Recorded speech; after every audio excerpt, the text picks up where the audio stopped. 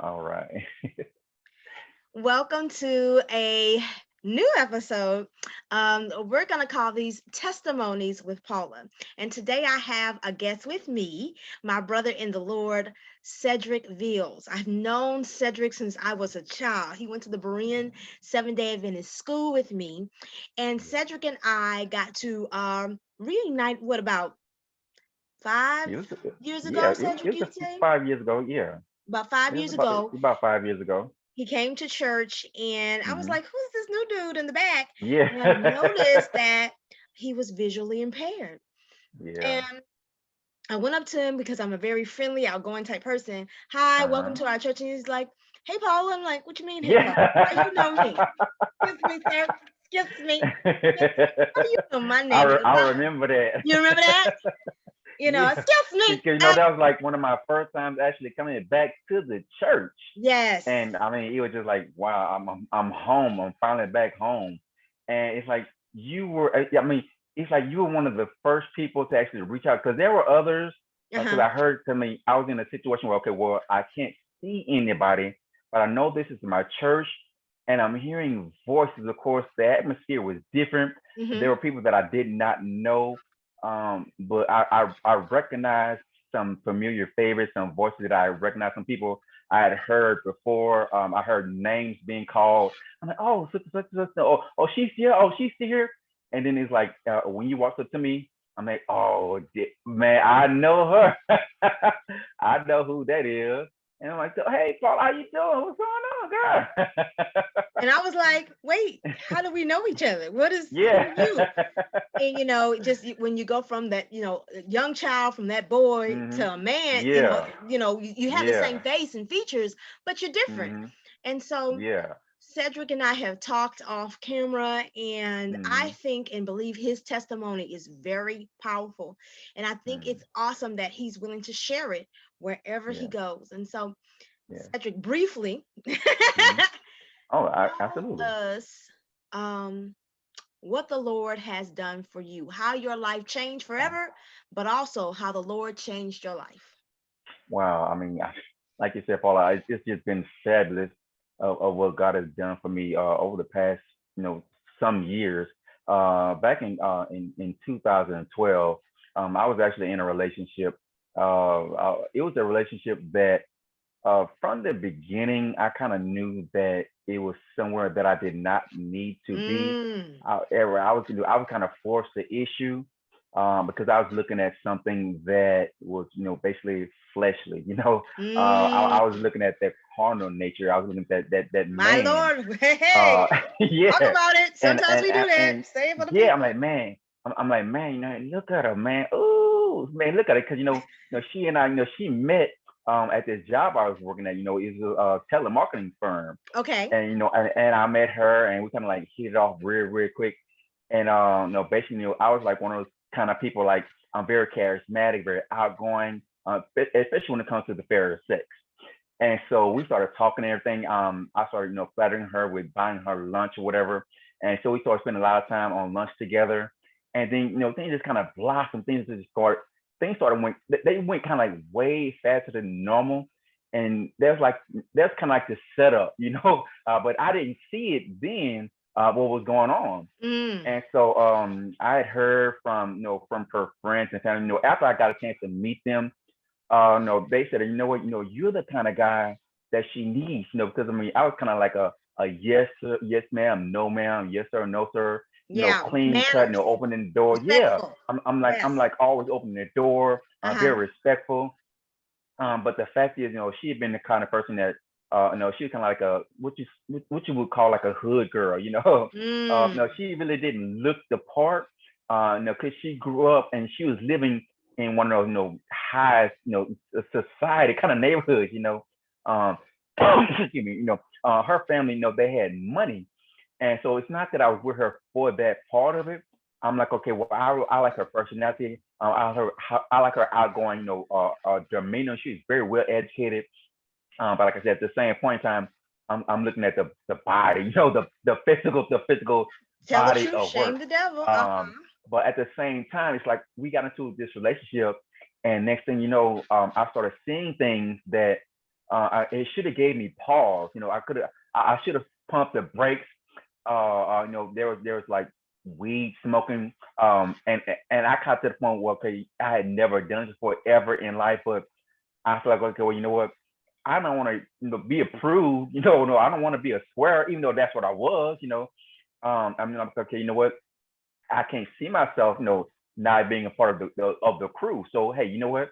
I started puffing a little weed. I couldn't Hey, stand it, but just to be a part of the crew, just to not be ostracized, sure, I the started part, taking yeah. advantage of it. I mean, I started taking being a part of it, and one thing led to another. Next thing you know, things started ballooning to the point where it wasn't just just little weed smoking here and there.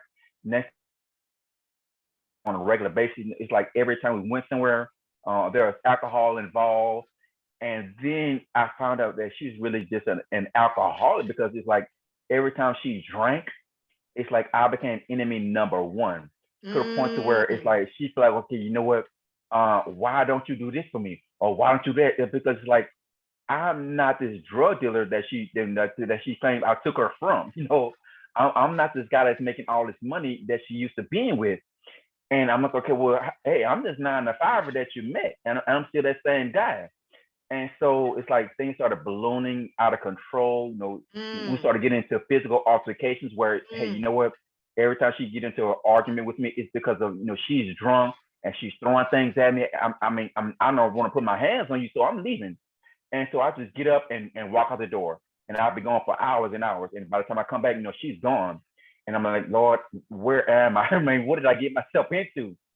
And so finally, there's this one day, August 5th, I'll never forget it for the rest of my life, August 5th, 2012.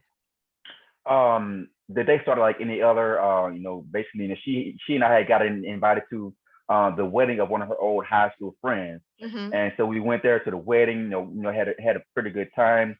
Then we went to the reception. And at the reception, that's when things changed. And of course, they give you the free glasses of champagne, and she's tipping it up, and going in for some more. I had like maybe one or two, because I'm not a drinker, never have been a drinker. Yeah. And so she's dancing and we're having a good time, whatever.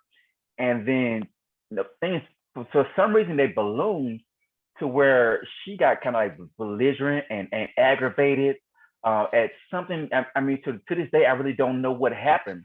But we basically had to take her off the dance floor, and remove her from that situation.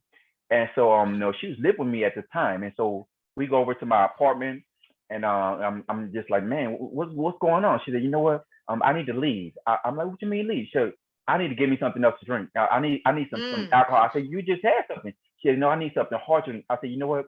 You told me that you would go to church with me in the morning. Because at this time I wasn't going back to Bryn. I was going to the Sunday church. But at the same time, I was still trying to make sure that I'm still going to church. Yeah. I'm trying to make sure I know, Lord, I know this is what I'm supposed to be doing. So she Mhm. going to church with me a few times. Right. But this is one of those times I'll say, you know what? You said you were going to church with me in the morning. Oh yeah, I'm still gonna do it, but I need to go and give me something to drink. I said, you know what? I'm not gonna fight with you, because I already see where that's headed. And so she got up and she got dressed, she changed her clothes, and she left. And that was the last time I saw her.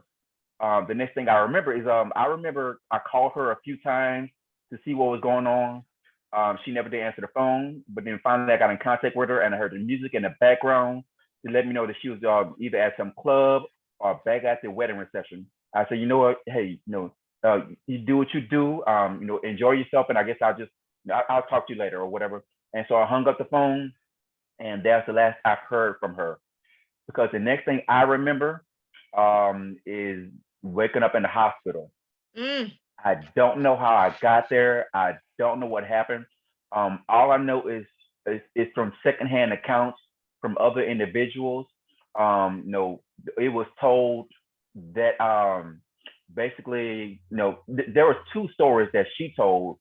She told individuals that when she came home, that I was on the sofa, and that I accosted her. I was very aggressive and belligerent and upset over the fact that she came home late. And so we got into this argument, and she ran and grabbed a knife, and and she just attacked me and started stabbing me.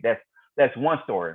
And she also told a story where she came in, and I was in the bedroom, whatever, and she actually made it to the bedroom, and that I got up and we started arguing or whatever, and then I started fighting her, and again she ran and grabbed the knife and started stabbing me.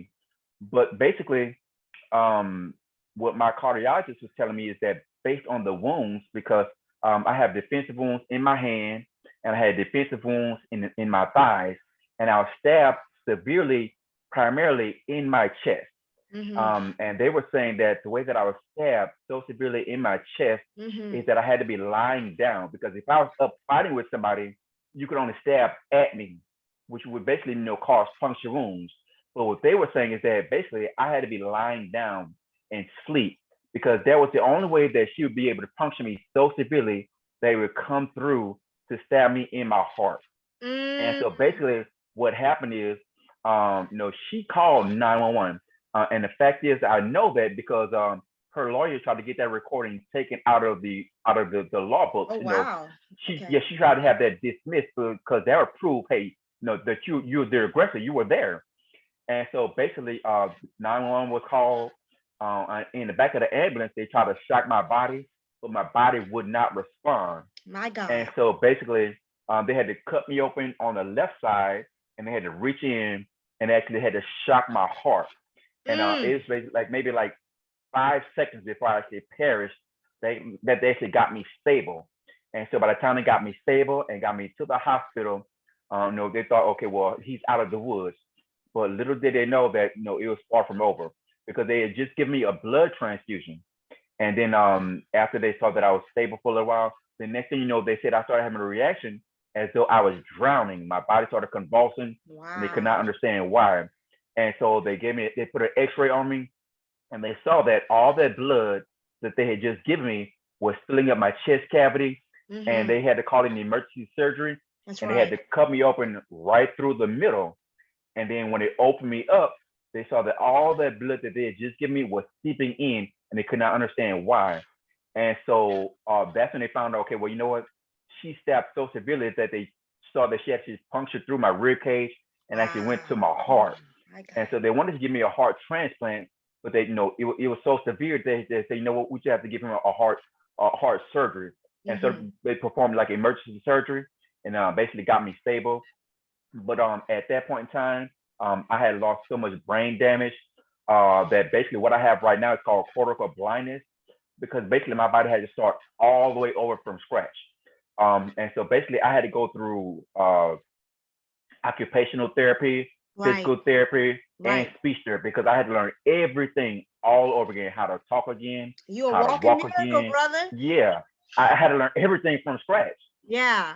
Um, And I mean, Now, the time that I spent in the nursing home, right. like I say, if you watched on the video that I showed you, I call that my gestation, because babies are in the womb for 9 months, Uh-huh. Uh-huh. and so I was in the nursing home for 9 months, Right. not knowing who I was. As a matter of fact, I was actually in the nursing home under an alias, because like I said, her family had money, and they thought that she was going to come back and finish the job, because Mm. one of my friends, his name was Marcellus.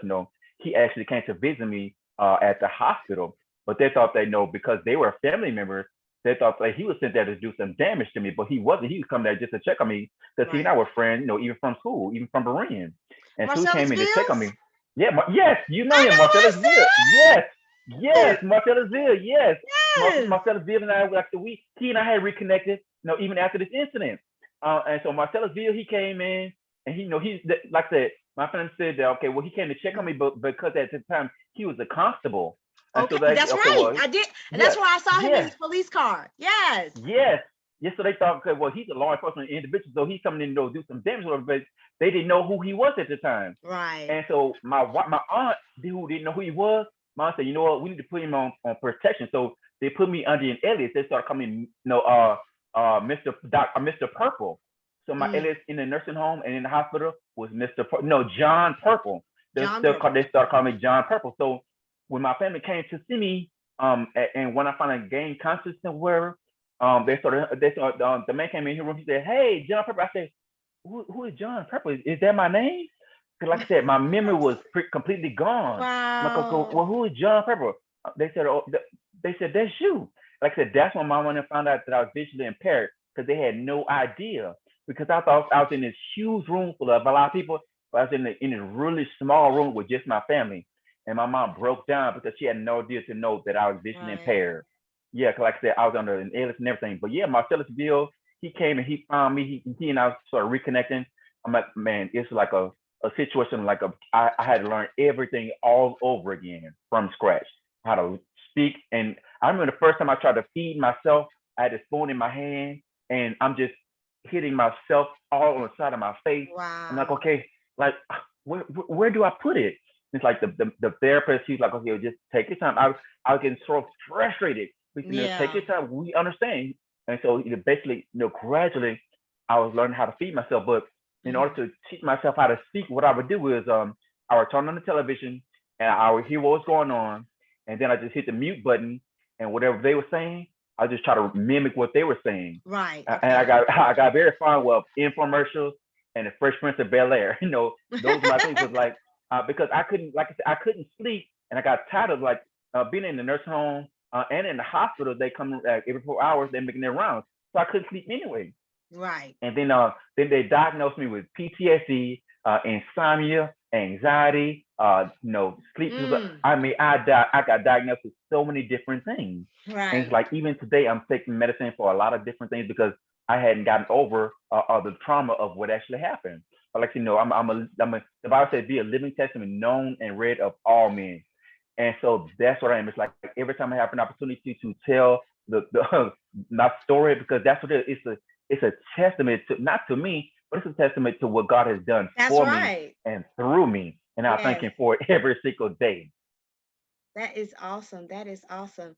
Um, we only have a few more minutes because of Hmm. this, but I think we might have to do a part two. Okay. But part one, the story you just told, Yeah. no, everything in your life wasn't Yeah. completely balanced, but Yeah. God. Absolutely. Yes. Everything wasn't perfect, but Hmm. God.